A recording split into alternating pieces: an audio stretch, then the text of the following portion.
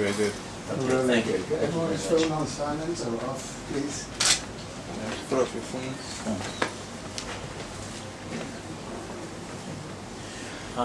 Okay, you guys rolling? Great. For the document for the cameras. Okay. Yeah, I'm Eric Opoku, Minister in charge of Ashanti region. When I say Minister in charge of the Ashanti region, the laws of our country, I am the representative of His Excellency the President of the Republic of Ghana in the Ashanti region. Is your position roughly equivalent to that of Governor of a state in the United States?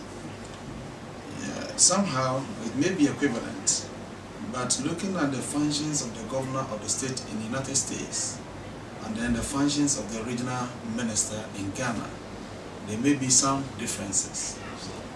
The regional minister has no capacity under the laws of Ghana to generate revenue. The regional minister exercises supervisory role over district assemblies that are found in the region. In Ashanti region, for instance, we have 30 metropolitan municipal district assemblies. We categorize them under metropolitan municipal districts based on the number of people in a particular area. If you have a population below 65,000, you will get a district assembly. Between 65 and 95,000, we have municipal. And beyond that, we have metropolitan.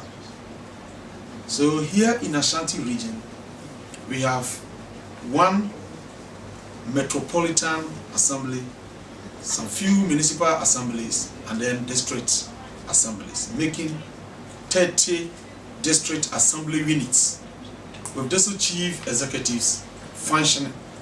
And then the regional minister monitor, coordinate, and ensure that whatever decisions that they take, policy decisions that they take at that level, is in consonance with the general agenda set for this nation by His Excellency, the President of the Republic of Ghana. So basically, our job is to monitor, to coordinate, and evaluate the performance of metropolitan, municipal, district chief executives.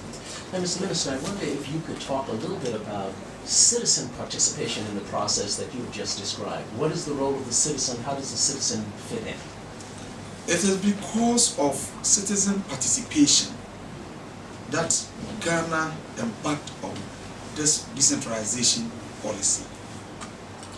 Decentralization in our country simply means moving governance to the doorpost of the ordinary citizen, thereby creating the opportunity for everybody to participate in the governance of the state.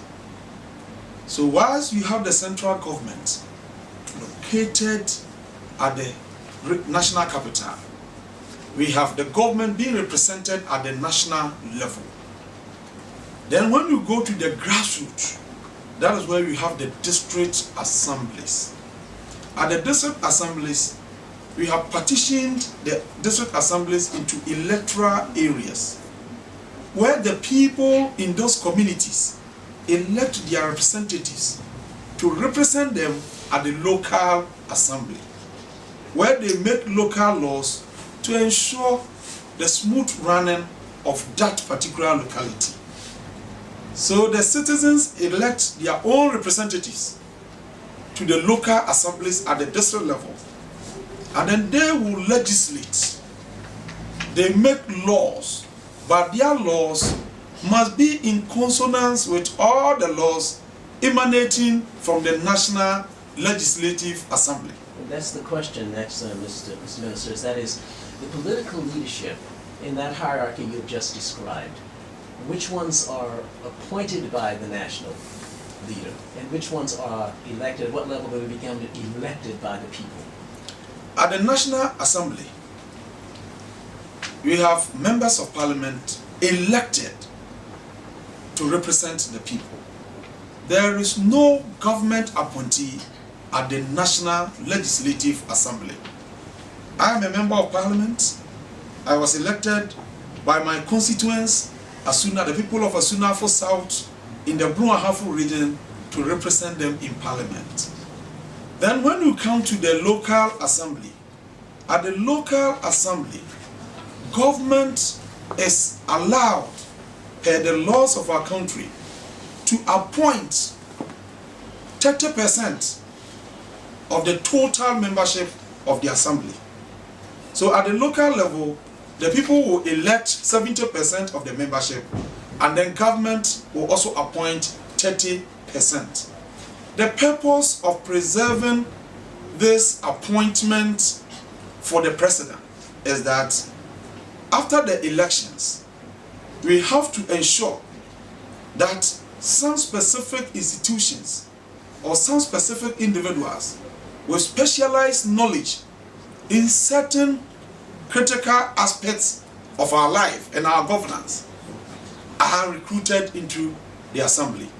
So this 30% appointment provides His Excellency the opportunity to ensure that we get some experts to the assembly to be able to help them.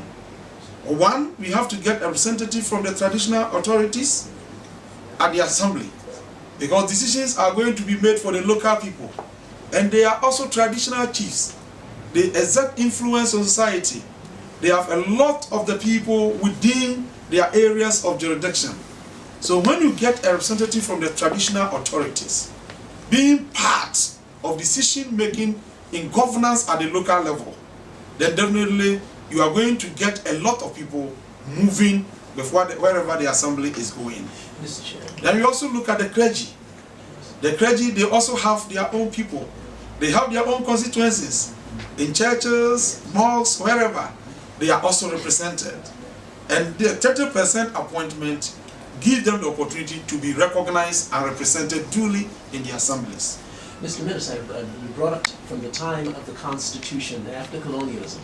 How did you maintain that continuity from that level of leadership to the involvement of a constitutional government and that continuation of that leadership of the traditional chiefs? Okay. That is a very good question. Right from the beginning, the traditional chiefs have been the spiritual leaders of their people. They have been the spiritual leaders. They were not into direct development of their communities because they do not have the ability to tax the people. In the olden days, they could mobilize their people to contribute towards a project. And even today, they are able to do that as a way of mobilizing resources to develop their areas. But they don't have the capacity to tax the people. Government has the capacity to tax the people, to tap into available resources, to raise enough money to ensure development across the country.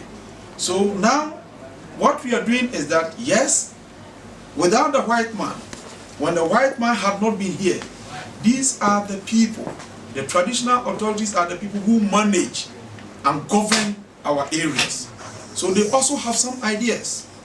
They also have some significant contributions to offer to the socio-economic development of our people. So how do we move with them? We discuss with them, we share ideas with them, and we have a council. We have a national council, National House of Chiefs, where the chiefs are represented. And on the Council of State, where His Excellency seek advice and counsel from, they are duly represented. At the regional level, we have Regional House of Chiefs. They are also here. As the regional representative of His Excellency, you discuss issues with them, you make sure you get their support so that you get all the people following them on board. And that has been working very perfect with us because they are also there to ensure that they improve upon the lives of the people upon. So as His Excellency's representative, You're in Ashanti. I'm sorry. Ashantis. And his authority travels beyond Ashanti region. He has some chiefs who pay allegiance to him in Bruahafo, also in Volta region, in Eastern region, and in some other parts of this country. So Otumfuo Osei-Tutu Abebio II, the current occupant of the golden stool and the king of the people of Ashanti, is a very powerful and influential personality across the globe. Then you look at the relationship between government and the chief, especially this office and that of Otumfuo. The Otumfuo, apart from being the spiritual leader of the people of Ashanti, is also into development of the people of Ashanti region. He has a special education fund through which a lot of brilliant but needy students are being funded. He is sponsoring a lot of students and putting up a lot of school infrastructure. Well, if he cannot tax, what is the source of his revenue in order to do this very important? Yeah, we have a lot of people working here, a lot of companies in Ashanti region. He solicits funds from them and from people outside the country to be able to provide some of these services. To be honest, Otumfuo has been doing a lot of developmental projects in the region. Therefore, the major preoccupation of government and the essence of democracy is to ensure that you improve upon the lot of your people. So if Otumfuo is bringing about development and government is also thinking about how we can develop our country, then the two of us are singing the same song, and we always work in tandem to ensure that development is really brought to the people of this region. Sorry, Mr. Minister, that was the question I was going to ask you, because he is out there doing... Democracy is about ensuring that we develop our area. For me, democracy is a vehicle tested and proven across the globe as the best way or the best mechanism to ensure that we develop your country. With their participation, the people's participation. And that is part of democracy. Yes. Democracy entails, it enjoins us to involve the people in decision making, in actualizing the decisions, and then in ensuring that the benefits that will be accrued are equitably distributed. And that is exactly what we are doing here in this country. Because under democracy, you are inviting all hands to be on the wheel so that we can all contribute to create the wealth and share together. Well, I hope one day I have the honor of meeting the chief and interviewing him. But in the meantime, I'm delighted to have you. So to preserve your time, I'll move to the next question. Just briefly, if you could talk about, you're obviously in a very astute position here to observe what's going on with your neighbors, what's going on the continent, the region, and so on. Could you reflect on what you think is happening on the continent of Africa with respect to democracy? Yes, I think that Africa is ensuring the implementation of all the objectives of democracy. But we have had our fair share of the challenges inherent in democratic dispensation. From our cultural background, we were in a system that is far different from democracy. A system that preserved leadership to families and clans.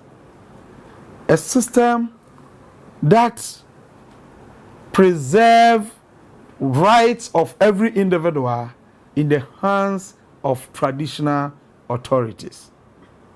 A system that preserve some advantage areas, economic opportunities to people from a particular lineage. And now we have realized that without democracy, we cannot make a headway. So we go in for democracy. definitely one should expect that people from this background would have some challenges going democratically. So Africa, I must say, even though we have accepted in principle that the best way to develop is to adopt democratic principles of doing things, we have not understood democracy to the letter. Why am I saying this?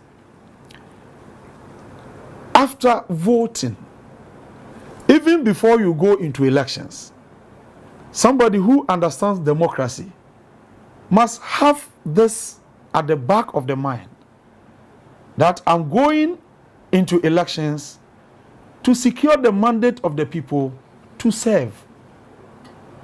And that should be the only interest, the only motivation that should drive politicians into seeking political power. If we are not given the opportunity, you wouldn't be angry. After all, you were looking for the opportunity to serve the people. But in some parts of Africa, they go into the elections, they lose elections, and they become angry. And then you see soldiers taking up arms and fighting, destroying properties, taking away lives, and causing a whole lot of damage to the development of society. Very good. So it means that we have to work hard to deepen our understanding of democracy.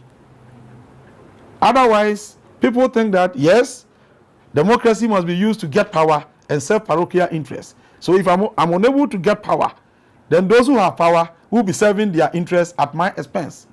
That should be far from our thinking. Because democracy means getting power from the people, discussing with the people, doing with the people, and then serving the interests of the people. So those of us at leadership positions, we are rather servants. Like you have seen this morning, you have a whole number of people out there wanting to see the minister. Why? They want water to a village. Some want electricity. Some, they have roads that are in bad shape. They want the minister to ensure that these roads are constructed for them. So they come, I sit down with them, discuss with them, explain to them. If we don't have the resources, we explain to them we don't have it. We are going to put in place 1, 2, 3, and 4 to be able to mobilize the resources to provide that facility for them. That is democracy. Am I not serving them? That's what exactly we do.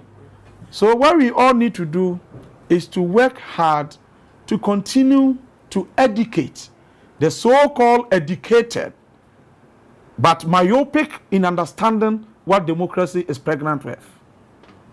Mr. Minister, I couldn't pass up the opportunity, as you commented on other countries and what's going to be the opportunity to comment on what's going on in Uganda.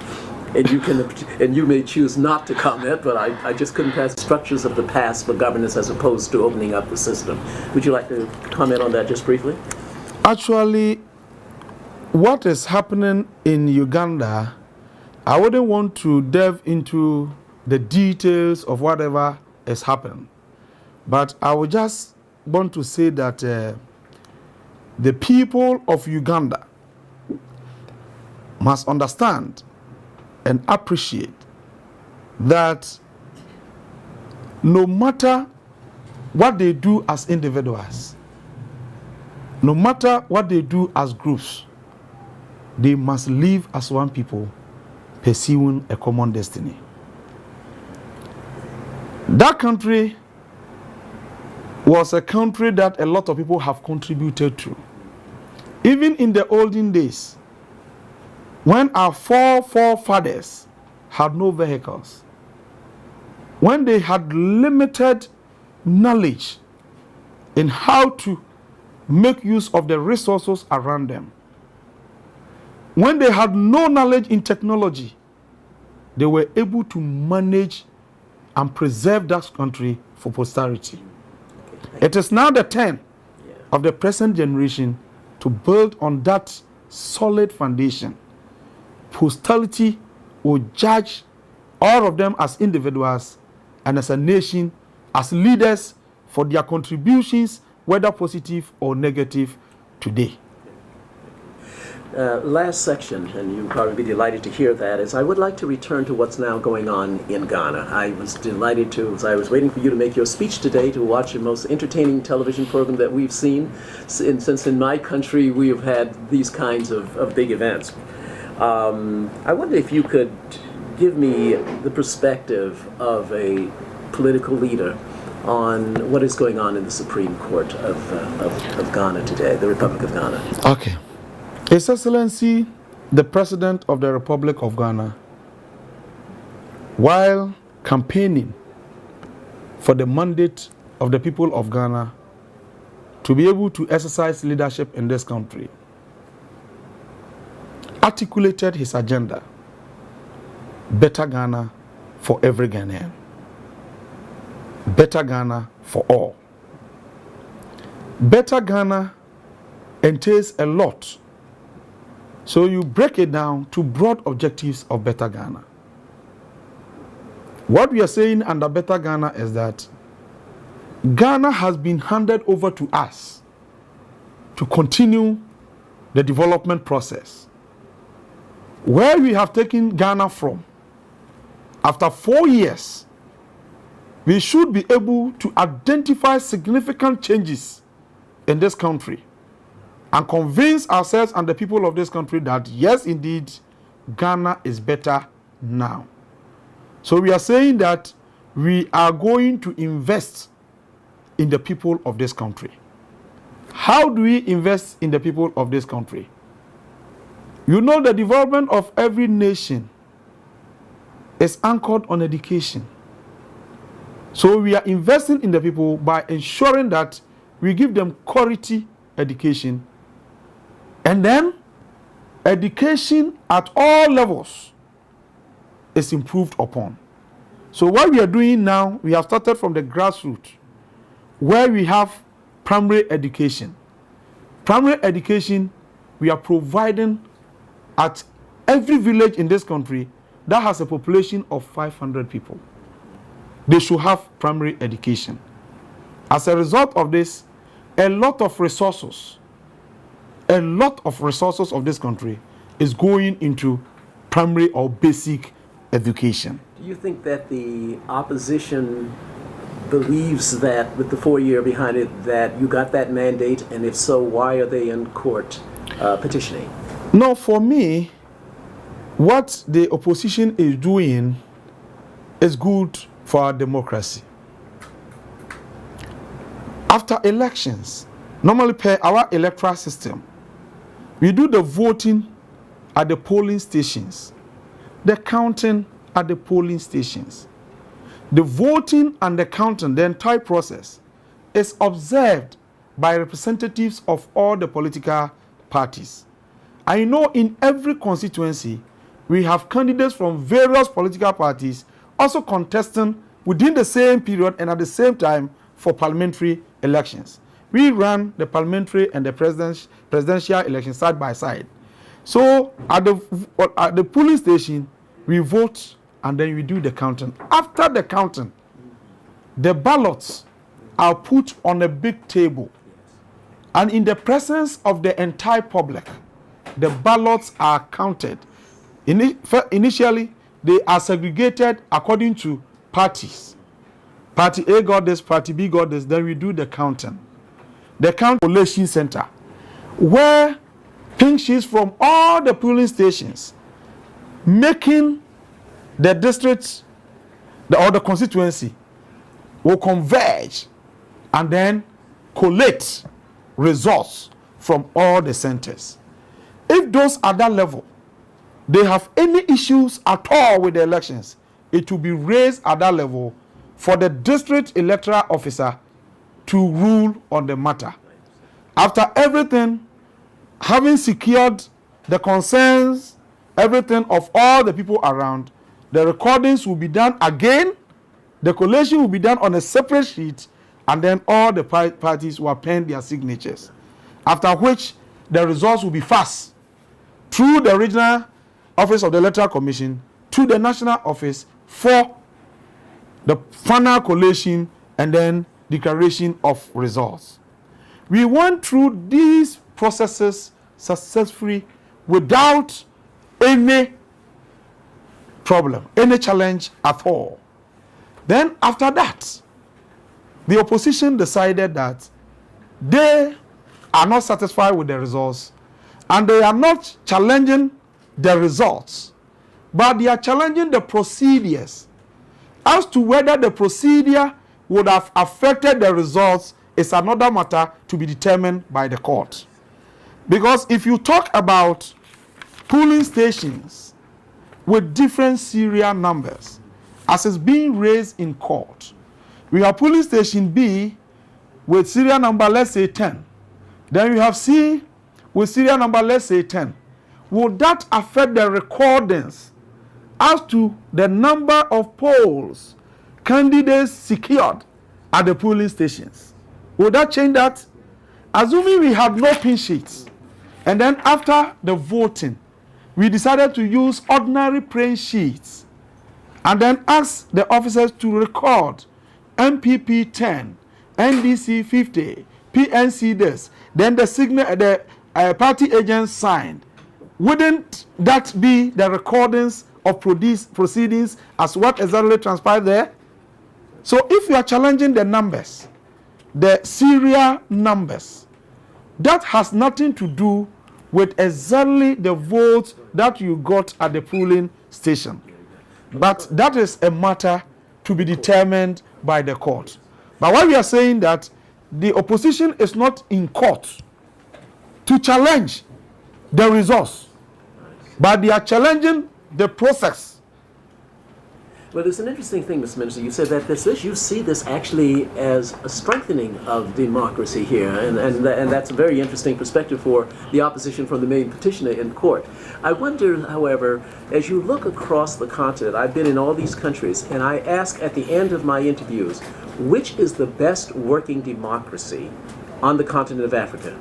There's only one answer. Could you imagine what that answer is? It's always Ghana. It's always Ghana. Do you think this controversy in the Supreme Court will lower the percentage of people who think that Ghana has a good working democracy?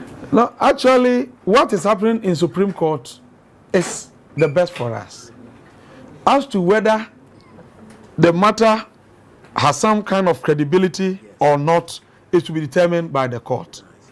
But for them to go to court is indeed an attestation that this country is indeed a democratic state.